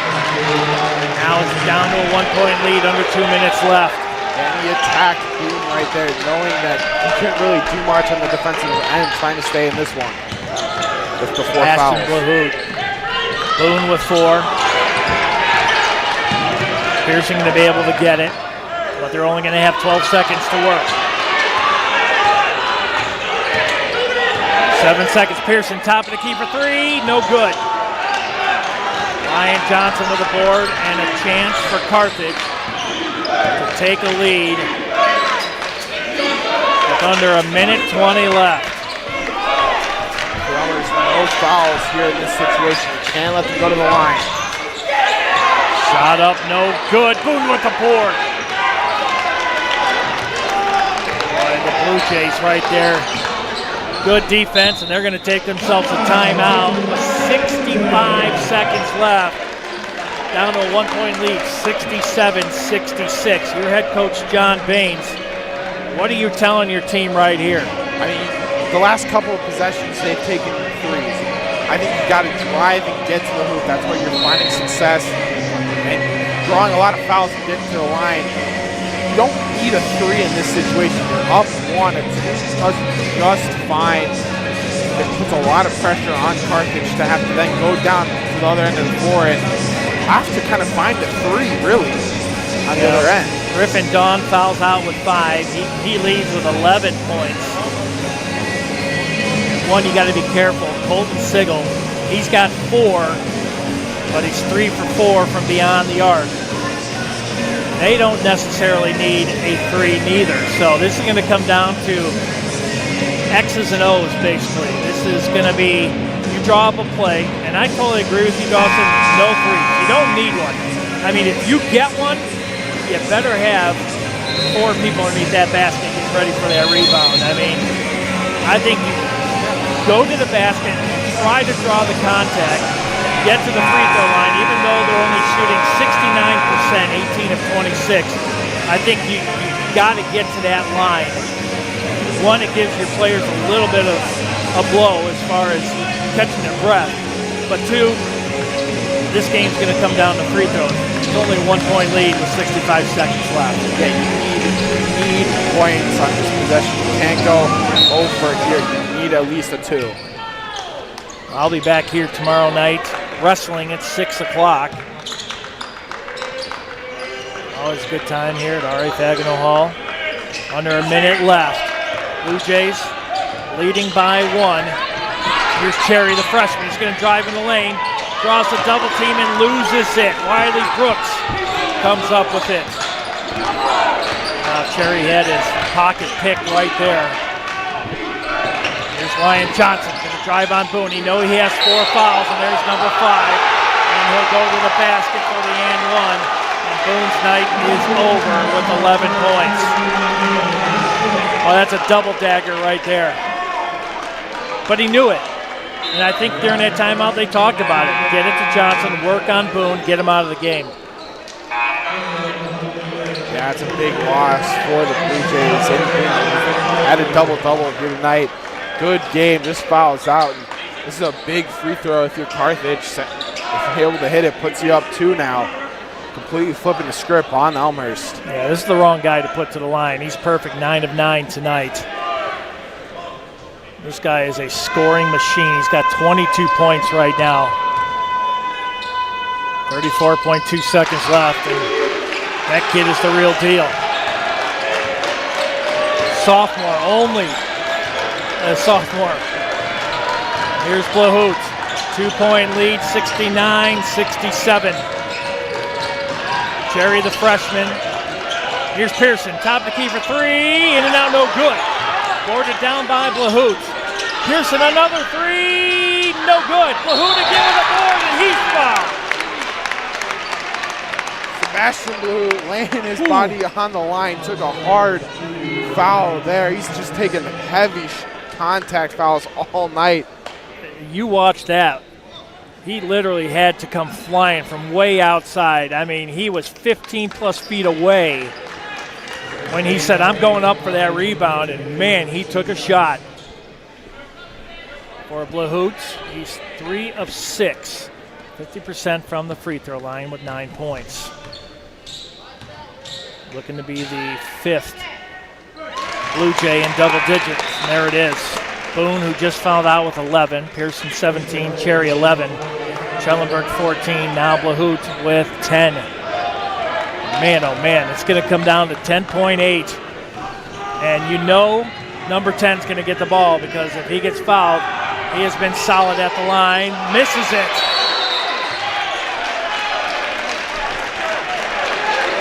Now 9.7 left.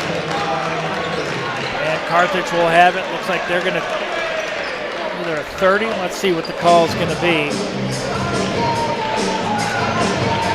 Yeah, it's going to be a full timeout with 9.7 seconds left. Well, Dawson, this has been quite the evening so far. I mean, what a game. What a game. I mean, I feel for Sebastian Blahout there. That's a tough missed free throw. He's put his body on the line. Greg's arm right now looks like Popeye's, because his forearm, because all that moving left and right. It's been a track meet here tonight. Sporting his Chicago Blackhawks sweater, which gotta love. And man, that Winter Classic, what a dud. That was terrible. The college games, though, a good friend of mine goes to Penn State University. Had a chance to see his alma mater play. It's kind of neat how they can do that. Today, the Winter Classic was awarded to the get ready. It's going to be played in Miami with ice, and it's going to be the Florida Panthers taking on the New York Rangers. I don't know how they're going to do that. They did have a game a couple years ago in Anaheim with the Ducks and I believe the Kings or the other team, and they somehow made like a synthetic ice. But here, you're going to have ice in your veins. 69-68, 10.5 seconds left. Carthage is going to have to go to full length, and you know that it's going to, number 10 has to see this ball right here. And it's going to be an instant foul. Yeah, foul right away. Ooh.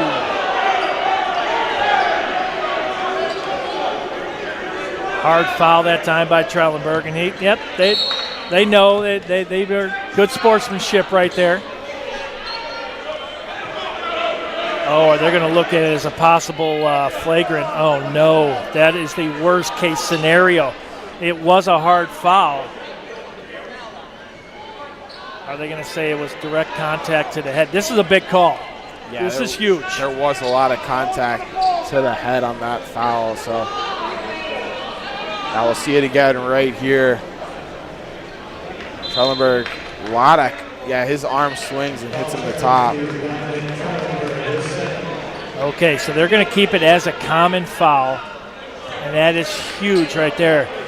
He was going for the ball, but again, with only, 9.4 seconds left, that definitely was a hard foul. And that's going to put A.J. Johnson to the line. He's got 17, and he's also perfect from the line, 6 of 6. So it's going to come down to a final shot for the Blue Jays. They're going to need, if Johnson makes this, it'll be a 3-point lead. And the Blue Jays shooting 26% from beyond the arc. It's going to be full court. Here's Cherry. Final shot. And Cherry's going to be fouled by Sigel, and he's gone. That's number 5. I mean, that's not the worst case scenario for Elmhurst either. Stops the clock. Puts Cherry on the line. It does. And the best they can do right now, well, unless we've seen a lot of this tonight where they made the first, missed the second, not on purpose, but also getting that board. Now at this point, if you make the first, do you intentionally try to miss the second? I think you got to try to miss the second. And I think so. You got to rebound. You're down 3. Yep, but the thing is, you have to hit the rim. You can't just throw this ball up. It has to make contact, and I think they know it. We'll see right here what he does. Nope, he goes for it. It's going to force Carthage to go to the line, shooting 96% from the free throw line. So you know what's coming up after this timeout. It's going to be a quick foul. Carthage leading by 1, 71-70. They're going to have to inbound, go the full length. Elmhurst will try to foul immediately. You don't want to foul without taking time off the clock. You want to allow yourself enough time with the free throws coming up for Carthage, if you foul them, for you to come down and have a little bit of time to shoot. 6.2, believe it or not, in basketball is a lifetime. Yeah, it's a lot of time, and especially if you stop the clock right away with the foul. There's plenty of time to get up the floor and get a shot away. Yeah, you just, right now, Carthage can't miss from the free throw line, and you know that Elmhurst is going to have to foul. They're going to try, you got to try to get it into Johnson.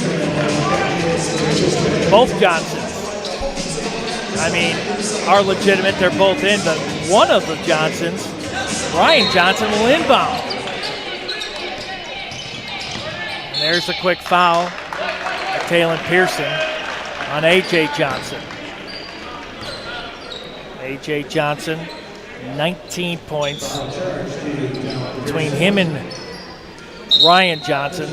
They are a perfect 18 for 18 tonight. So these guys don't miss. I mean, and credit Ryan Johnson, too. Coming into the night, 68% from the free throw line, gone 100% tonight. This whole really entire team for Carthage shot amazing, 96% from the line. This season, only shooting 72%, so they've done a great job from the line tonight. Carthage now with 2 players in double digits as far as into the 20s. Ryan Johnson, A.J. Johnson. And he makes it. Wow. 5 seconds the Blue Jays will have. Here's Cherry. And he's going to be fouled again. Smart play. It looked like Cherry was going to try to shoot and possibly draw some contact. And now it's going to have to be where Cherry's going to have to make the first and intentionally miss the second with 2.2 seconds left. Yeah, now that's something you have to do. You don't have another time to let Carthage inbound the ball and get another shot, free throw attempts, or then run down the floor again. For a freshman, you talk about ice in the veins. Timeout, Elmhurst. 73-71, 2.2 seconds left. Yeah, that's exactly what John Baines is going to talk about right now, is intentionally missing his free throw and hopefully getting a board and a shot up. I mean, you practice that. Somewhere in practice, you have to practice that. I know John Baines practices it, but it very rarely does it come down to we need to intentionally miss a free throw. Everything has to work right, Dawson. You have to miss it, you have to get the rebound, and you have to put the basket in. It's the only way you're going to be able to tie it up. If he makes the free throw here, it's going to have to be an immediate foul. I mean, it's so hard to miss intentionally and still hit that rim without making it. If that makes any sense whatsoever. Yeah, you got to try to just throw it as hard as you can and hope you hit the front. Hope the ball bounces your way right back to you and then getting up a shot. So, Payet also in there, another 6'7" kid. Najahong Betta right next to him. Here's Cherry. Misses it and boarded down, and it's going to be A.J. Williams going to the line with only 0.3. So it's going to have to be a catch and throw for the Blue Jays, depending what happens here with the free throws for A.J. Williams. He's got 6 points. And believe it or not, he's the only one that has missed free throws tonight. He's 1 for 2.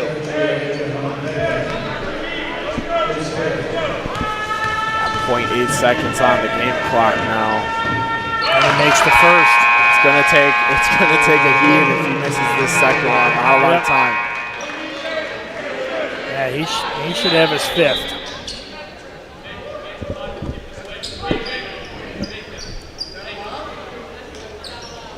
If Williams makes this one, the only way you could do it is with a 3-pointer and being fouled for the and one. By Williams with 7 points, trying to make it 8 and lock up this win, and he does. 0.8 seconds left. Pearson, half-court heave, no good. Well, it was a valiant effort tonight, a seesaw battle. And unfortunately for the Blue Jays, the Firebirds with a 4-point win, 75-71. We'll have head coach John Baines coming up here shortly, but Dawson, a game of missed opportunities on both sides. But it was the droughts that I think came back, and you mentioned the free throws. I mean, 26 of 27 for the Firebirds. Yeah, I mean, Carthage hit 4 more free throws. How many points did they win by? 4. So it really came down to free throws at the end. Well, you know, you can't win them all, but I can tell you, head coach John Baines and the Blue Jays will figure out a way to get them when they go to Carthage toward the end of the regular season, and that will be the 19th of February. So again, 75-71 your final score.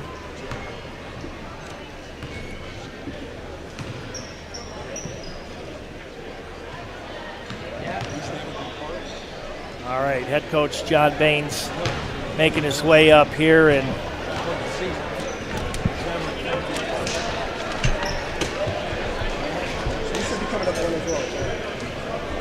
boy, a tough loss here tonight.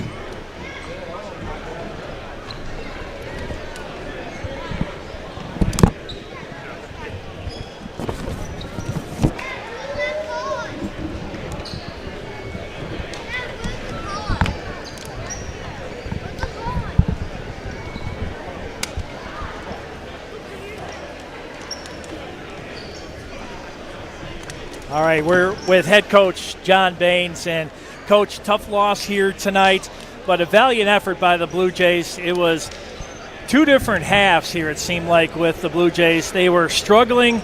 You had the timeout. Whatever you said to them lit a fire underneath them, and Carthage right tonight, to be honest with you, their free throw shooting was lights out at the end.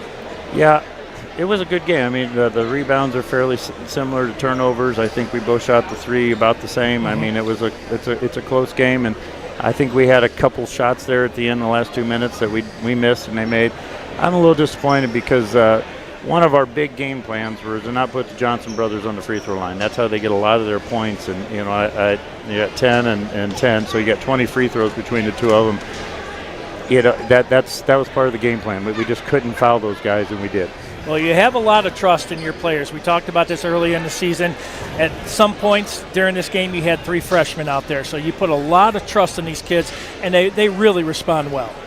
Yeah, thanks. It's January. No one's a freshman anymore. They've all been here, and it's just about finding a group of guys that's playing well. That one group that got on the floor really lit a fire for us, and I thought we were searching a little bit because I thought we were kind of a little bit dead, and Carthage made a run on us, but kudos to our guys. This is the game that I think a month and a half ago, when we were down 12, we weren't rolling over, but we were getting frantic, and we were down by 20, and we were able to bring it back. We've done that a couple of times now, and so we're making progress in that area. Well, January, I've not seen a team have so many games in the month of January. You've got a ton of games. Your next one at Carroll, a foe that you know really, really well. How do you prepare this team for the next few road games?